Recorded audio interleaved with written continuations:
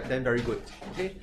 The first thing on the agenda is I'd like to talk to you about tradable permits. Okay. I don't know how well you understand tradable permits, but you are probably aware that for a start, okay, tradable permits is a policy solution. This one you're okay, right? And under the world of market failure, when you talk about policy solutions, they are typically part B. Okay? So we don't expect a part A question to ask about policy solutions. Yes? And you are also aware that if it's a part B essay, you will have this as your marking scheme, right? So you're going to require level 3 and you are going to look at evaluation marks, which is worth 5 marks. Okay? So it's from this basis that I'm going to teach you how to understand tradable permits, or for that matter, any other policy you come across. Okay? The B here stands for balance, 2 sides. And when you talk about policies, the 2 sides are very clear. Policy pros, policy cons. It was the same story in demand and supply, right? Same story in macroecons. It's always pros and cons. Okay? Then the C here stands for content. You're also aware that content, we have 4 things. Definitions, diagrams, explanations, and examples. So I will talk to you about the diagrams also. Okay? The third one is the context. So you need something very specific. It could be very specific to the market or something that's very specific to the policy. Okay? So I will come from the BCC angle just to make sure we are prepared when it comes to tradable permits. Okay? Why am I looking at tradable permits? Because number one, you know there's a carbon trading system going on, right? And carbon trading is a way to also help to internalize the externality. So it is a salient policy. It is a relevant policy. But this policy has been relatively untested, okay, compared to your taxes and subsidies. So I think there are grounds for us to consider this as a potential candidate, okay, for your exams. Okay.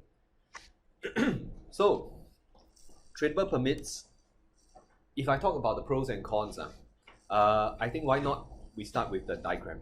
Okay.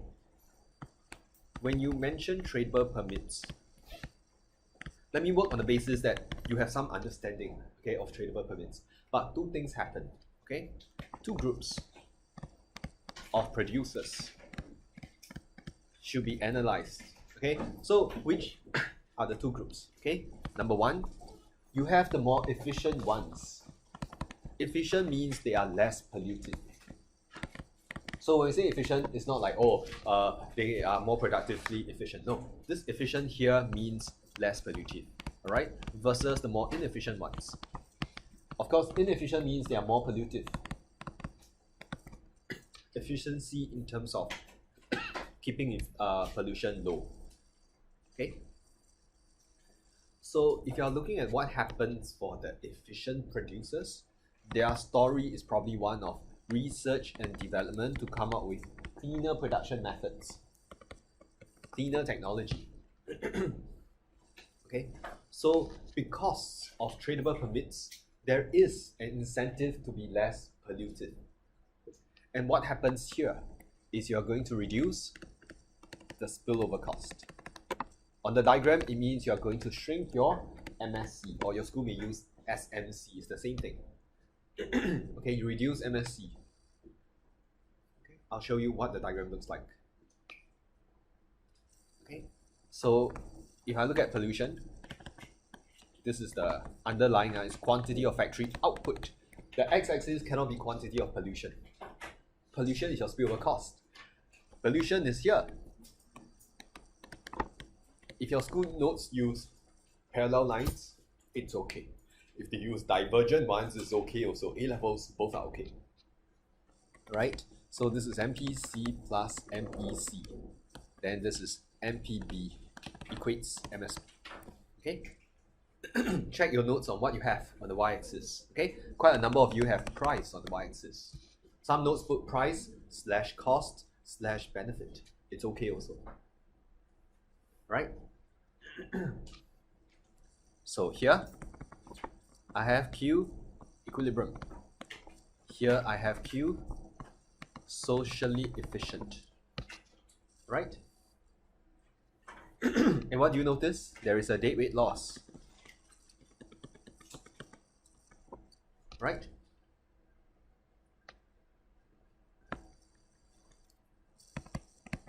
So when I say that firms become more efficient and they reduce the size of your negative externality, effect-wise, it looks like this.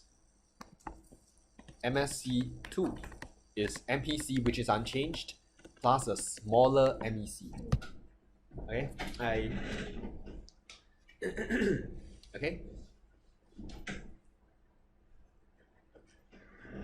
Okay.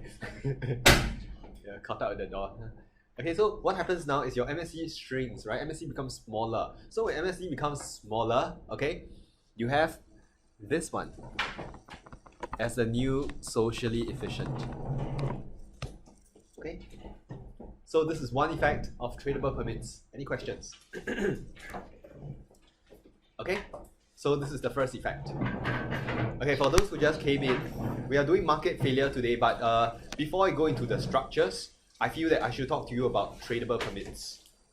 So here, we are still going through the analysis, right? Not done yet. Okay, so your MSC becomes smaller because your MEC shrinks. This is the first effect. Okay. The second effect, if the less efficient firms still want to produce, they have to buy more permits. When they buy more permits, what happens? MPC rises. So the effects are same as your taxation. So I won't show you the effects on the diagram. It's the same as the tax, your MPC shifts upwards. Okay? So I'll put this here for you all to look through.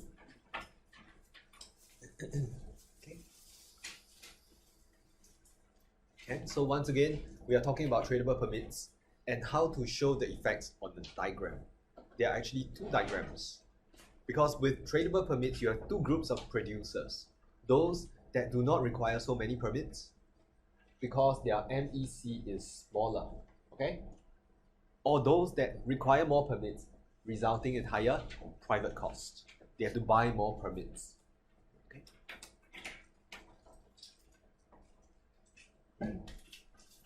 So these are the two groups. Any questions on the diagram? Okay, so you have to show these two diagrams. Huh? You might want to put a note here to go back and check your notes. I think the notes will explain how tradable permits work, pros and cons, but I am not sure they have the diagram. Okay, so I'll fill in the gap here. Okay, any questions? So if you're looking at this diagram and trying to figure out what's happening, I have shifted the MSC downwards. I held the MPC and I shifted MSC, which means I've compressed the negative externality. I made it smaller. Okay? So what about pros and cons? Okay? When you are talking about pros, the positives, you are basically using the same language as taxation. You are going to say it can internalize the externality. Okay? Internalize the externality. It is also a market-based approach. Like taxes. You still allow the free market to work, you're just adjusting incentives. Okay? Okay? Then drawbacks, cons. We often say, okay, how to allocate the permits is not easy, right? Is it equitable? Because sometimes you say bigger firms should get more permits. Hey, but I thought bigger firms should be more responsible. They should provide some leadership, they should be less pollutive. So exactly how do you allocate the resources? Sorry, the permits, not so straightforward. Okay? And we also say that cash-rich firms, they can continue to pollute. If they are cash-rich, they can buy more permits. Okay? and continue to pollute. So it doesn't solve the root cause of the problem.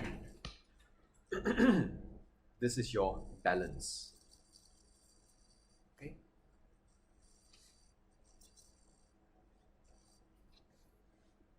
Now, last one.